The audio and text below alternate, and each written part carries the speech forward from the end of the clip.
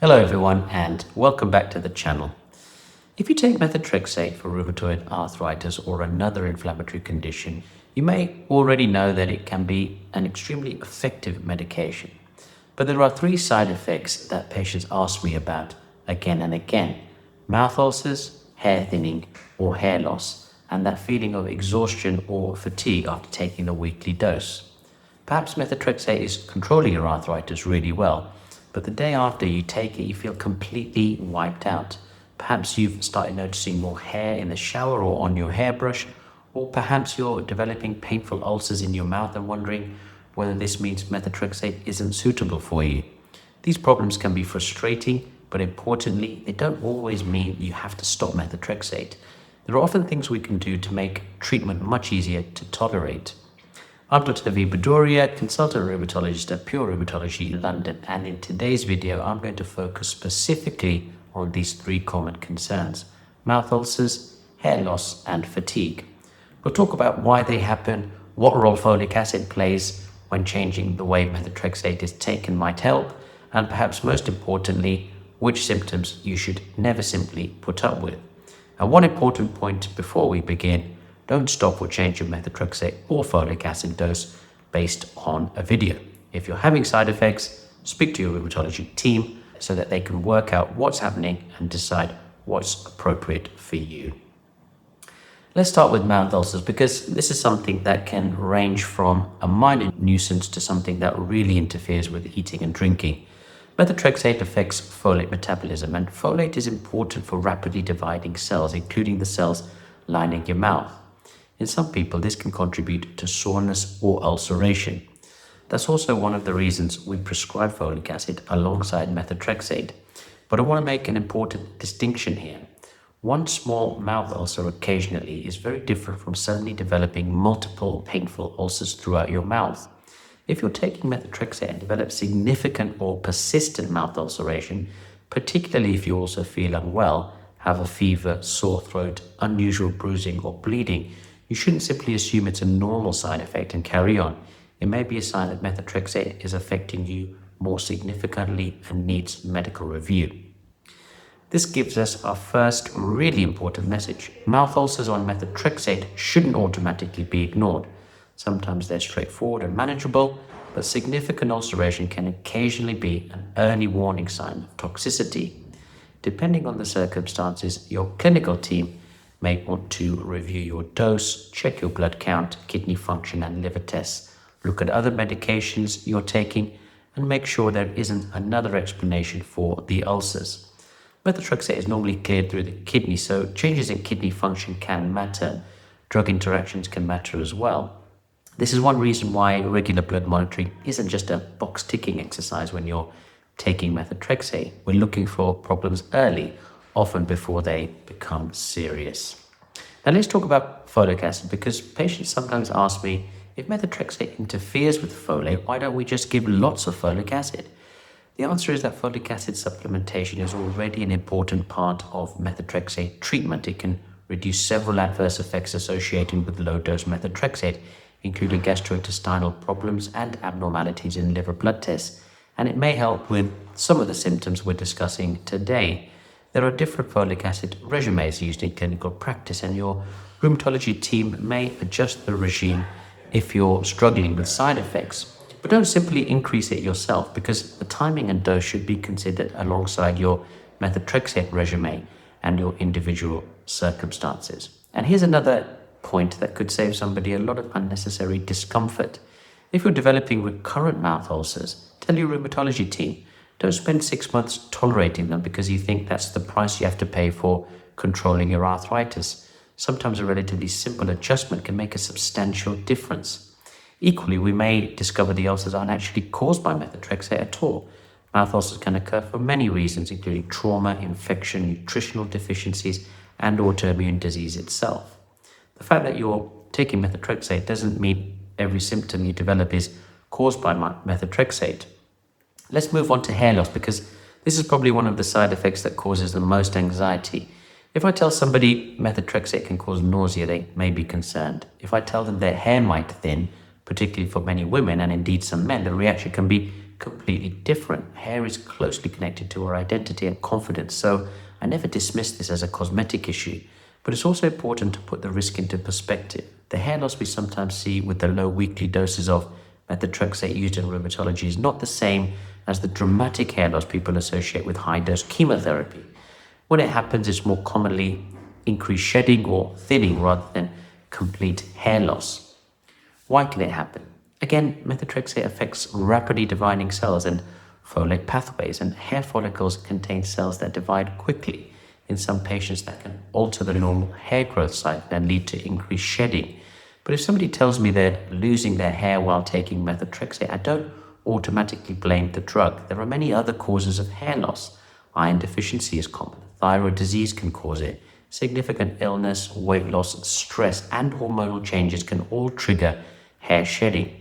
Lupus itself can cause hair loss, and active inflammatory disease can sometimes contribute as well.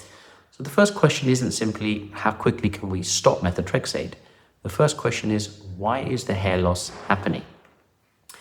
This is another really useful message. If your hair starts thinning on methotrexate, don't assume you have to choose between your hair and controlling your arthritis.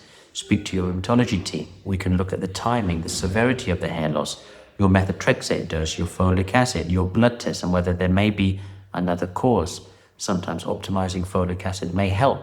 Sometimes the problem settles with time. Sometimes we need to modify treatment. And if methotrexate genuinely isn't tolerable despite sensible adjustments, we have many other treatments available.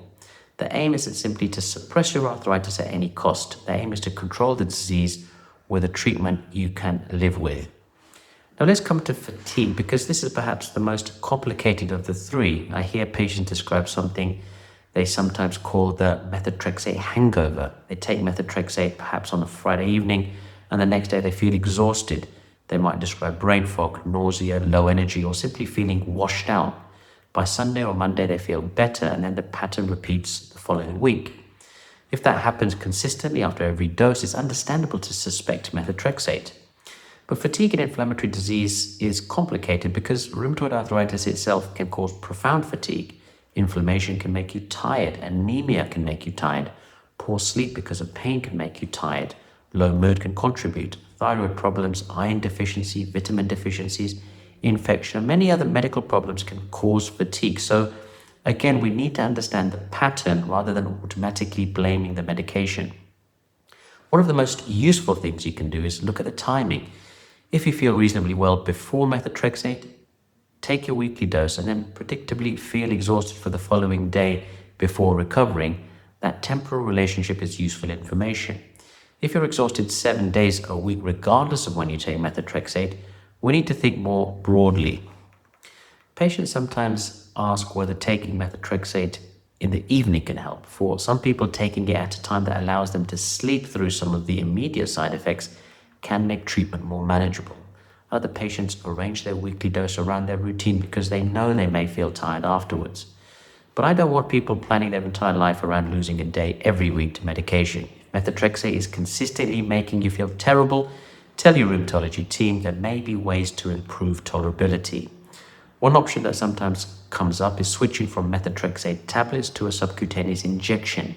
This is particularly useful when gastrointestinal side effects are a problem and could also provide more predictable absorption, especially at higher weekly doses. It isn't a guaranteed solution for fatigue or every other side effect, but for selected patients, injectable methotrexate can be much easier to tolerate. Some people are understandably nervous when they hear the word injection, but the devices we use are generally straightforward, and many patients who switch tell me they wish they'd done it sooner.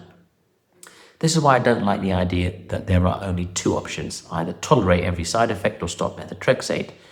There is often quite a lot between those two extremes. We can review folic acid, we can review the dose, we can consider the formulation, we can look for other causes of the symptoms, we can check whether another medication is interacting with it. And if those measures don't solve the problem, then yes, sometimes another disease-modifying treatment is the better option. It's also worth remembering why we use methotrexate in the first place. For rheumatoid arthritis, methotrexate remains one of our most important disease-modifying anti-rheumatic drugs. It can reduce inflammation, improve pain and stiffness, prevent joint damage, and help patients achieve remission or low disease activity. It's also frequently used alongside biologic treatments. So when somebody is doing extremely well on methotrexate but has a manageable side effect, it's often worth seeing whether we can solve the side effect rather than immediately losing a medication that's controlling the disease effectively.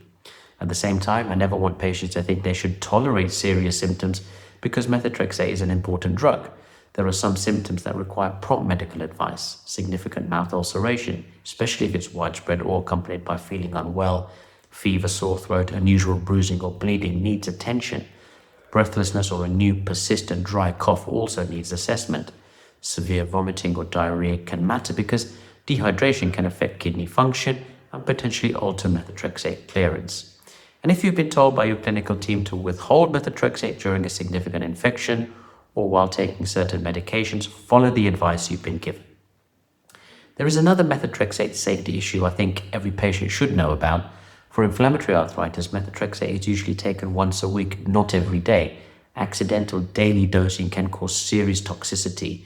Choose a consistent methotrexate day. Follow the instructions on your prescription carefully, and if you ever think you've taken it incorrectly, seek medical advice promptly rather than waiting for symptoms to appear.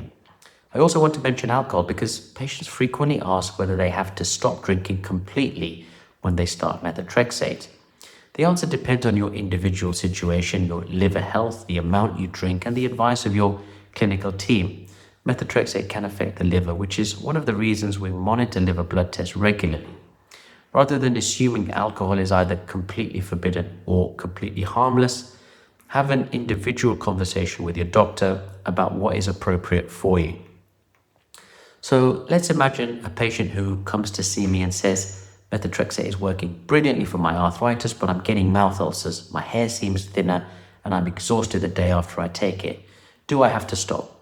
My answer wouldn't automatically be yes. I'd want to know when the symptoms started, how severe they are, what dose they're taking and how they're taking the folic acid, whether the symptoms occur predictably after methotrexate, what other medicines they're using, and what their recent blood tests show. I might look for alternative causes of hair loss or fatigue, and then we'd decide together whether the treatment could be adjusted safely. That's really the philosophy I want people to take from this video. Methotrexate side effects should be managed, not simply endured. Sometimes patients don't mention them because they're frightened we'll stop a medication that's controlling their arthritis. Other patients stop methotrexate themselves because they think nothing can be done. Neither situation is ideal. Tell us what's happening. There may be a straightforward solution. And I think there's a broader lesson here about medication in rheumatology. The best treatment isn't simply the strongest treatment or the newest treatment. It's a treatment that controls your disease effectively, protects your joints, and allows you to live your life with an acceptable side effect profile. That's why rheumatology treatment is so individualized. Two people can take exactly the same dose of methotrexate and have completely different experiences. So if you're taking methotrexate and you've developed mouth ulcers, remember that mild, occasional ulcers and significant recurrent ulceration aren't necessarily the same thing. Persistent or severe mouth ulcers deserve review, particularly if you're feeling unwell or have other symptoms. If you're noticing hair loss, don't panic. Methotrexate can contribute to hair thinning, but there are many other causes, and we can often investigate and manage the problem without immediately abandoning treatment. And if you're experiencing fatigue, look at the pattern. Is it specifically related to your methotrexate day, or are you tired throughout the week? That distinction can help us work out whether we're dealing with a medication effect, active inflammatory disease, or something completely different. And finally, don't underestimate the role of folic acid. It's not an optional extra that we've added to your prescription for no reason. It's an important part of low-dose methotrexate treatment and can reduce some adverse effects. Take it exactly as your rheumatology team has advised, and if you're experiencing side effects despite taking it, ask whether your regimen needs reviewing rather than changing it yourself. Methotrexate has been used in rheumatology for decades, and despite the arrival of biologics and many newer treatments, it remains one of the most valuable medications we have. For many patients, it controls inflammatory arthritis extremely well. The goal is to get the benefit of methotrexate while keeping side effects as low as possible, and in many cases, we can achieve exactly that. If you're struggling with methotrexate, don't assume your only choices are to suffer in silence or stop the medication. Speak to your rheumatology team. Sometimes a relatively small change can make an enormous difference. If you found this video useful, please give it a like and subscribe to the channel because I regularly produce videos explaining rheumatoid arthritis, methotrexate, biologics, autoimmune diseases, and other rheumatology treatments in a way that I hope makes them easier to understand. And if you're taking methotrexate, let me know in the comments what side effects you found most difficult to deal with. It may give me an idea for another video where we can explore that particular problem in much more detail. Thank you very much for watching. Take care, and I'll see you in the next video.